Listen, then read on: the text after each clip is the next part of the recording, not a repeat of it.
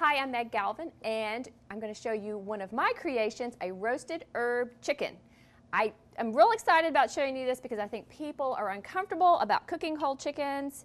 They might cook a turkey once a year for Thanksgiving, but it's something that it's economical and it's quick. If you pair the dish today, this roasted turkey, or roasted chicken with a bulgur lentil salad, it will feed a family of 4 for under $6, and it's quick. It's not a lot of preparation. It's just in the oven. You're just going to have to be home for about an hour. So maybe a great Sunday meal or Saturday. So I'm starting with 1 tablespoon of olive oil, and to that I'm going to add 1 tablespoon of butter. What we're going to do is we're going to baste the chicken. Basting should be done with fat only, not with anything else. Basting is, growing up, I always watched my mother, especially on Thanksgiving, constantly opening the oven door and squirting juice all over the turkey to try and make it moist. Well, the water or stock that she was using just rolled off the turkey. So we're going to baste it with a little bit of a self-basting method. We're going to put the baste up underneath the skin, and this is what's going to give it all that flavor. So I'm taking some rosemary and just putting that. You can chop it or leave it whole. And then the other neat trick too is we're actually going to stuff the bird with a lemon, and that lemon's going to steam inside and get lots of great aroma. So I'm adding just a pinch of salt and a pinch of pepper. Now you're going to want to have everything done before you actually touch the bird because you don't want to cross-contaminate everything. This is just enough fat to add some great flavor to the poultry so it's nice and soft. If your butter's soft, it kind of mixes together a little bit better too.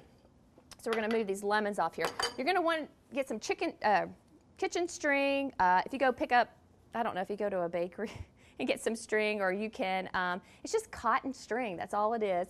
If you don't have any, you could always use some wooden skewers. So we have two basic 3-pound birds, and I've gone ahead and trussed one, and I've put them on some little trivets, because what's going to happen is the fat from the chicken and the fat from our little mixture is going to melt, and you don't want the bird sitting on that. So you're going to bring it up and raise it up so the fat does fall to the bottom.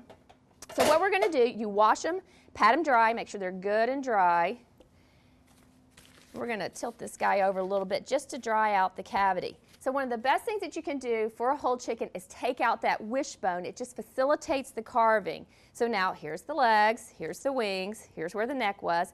You just come right in, and you can take a little knife, and you can feel the wishbone. You can just feel it right there, and all you're basically trying to do is break it out or cut it out, and I'm making just 2 little incisions. If you're not comfortable doing this, it's not something that you have to do. It just helps. So there's one little piece there, and I usually just break them out. And I'm going to come in and get that other little piece. So I'm going to turn the guy around. Lots of different ideas about cooking chicken, breast up, breast down. For this smaller bird, for just a 3-pound bird, we're going to do it breast up. But the most important thing is the string. We're going to truss it and bring it together. I put the wrong place. So the basting. Now you'll notice too, I already have one ready to go. If I'm going to turn my oven on for an hour, I might as well cook 2. They're so economical and they freeze great. So what you can do is go ahead, if you're going to spend that hour at home or the hour in the oven, go ahead and do 2 at one time. So that lemon, I told you we were going to put a lemon inside, just 1 whole lemon. Now I have the poultry juice all over my hands, so if I don't use these lemons, they're going to have to be thrown out. So don't say, oh, I have a little piece of lemon left, I'm going to make some lemonade with it. I don't think that guy's going to fit. So we know that that's all going to have to be thrown out. So now we need to truss this guy. One thing you can do is break the wing joints.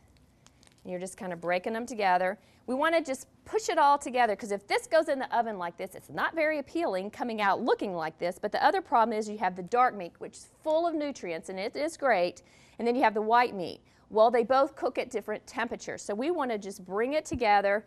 So one just easy thing that you can do is just take this string and basically crisscross the legs and just tie up the legs. I didn't get enough string.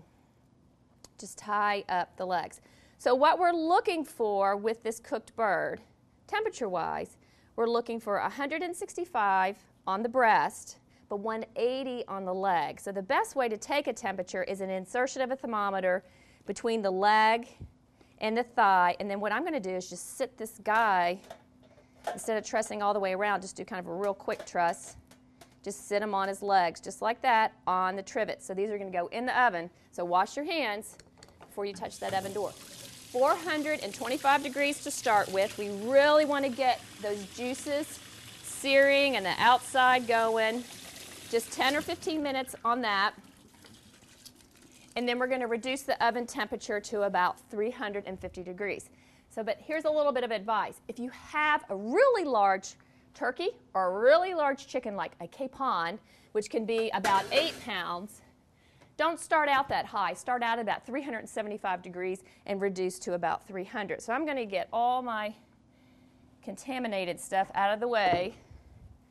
And I have one already ready to go to show you. So let's move these. Now, don't carve it right out of the oven. When it comes out of the oven, it's like if you've been outside and it's really hot and you come into an air-conditioned house, your body doesn't immediately go, okay, I'm cool. It takes a while, and sometimes you get a little bit even hotter coming in from outside, so you need to let it rest. So what we're looking for to make sure that this chicken is cooked, there's lots of indications. I talked about the temperature, 180 in the leg, 165 in the breast. We're looking for loose joints and clear juices. It's very important that you look at all those indications, not just one. So we're just going to tie off that string. And you see how nice it cooked? It's got nice and brown on it. This is, you know, when my family, when I cook a chicken like this, they just come in and they're like, oh my gosh, this just smells so good. And people that don't cook chickens, they're just like, oh, it smells like Thanksgiving in here. All right, so we're just going to take off that string, just like this. So what we're going to do, we can go ahead to lower the fat in the actual serving. We can go ahead and pull off the skin, and we're not going to eat the skin. But if you want to go ahead and break it down into fours, just come straight down. And you're going to hit a couple little rib bones there. And you can see the lemons that are nice inside. And we're going to just discard those. But if you open up the chicken, you can see your ribs, the backbone and the carcass. So if we come in just there and cut, it cuts the chicken in half, just like that. So if you want to serve with the skin on, and the chicken cut into quarters, it's just like this. So leg and thigh would be one serving and breast another. Or if you want, come in, take off all the skin and pull off the meat. So it's a great versatile dish that you can add things to. So go to SparkPeople.com and you can look up a lentil burgle salad, and it's a great accompaniment to this chicken.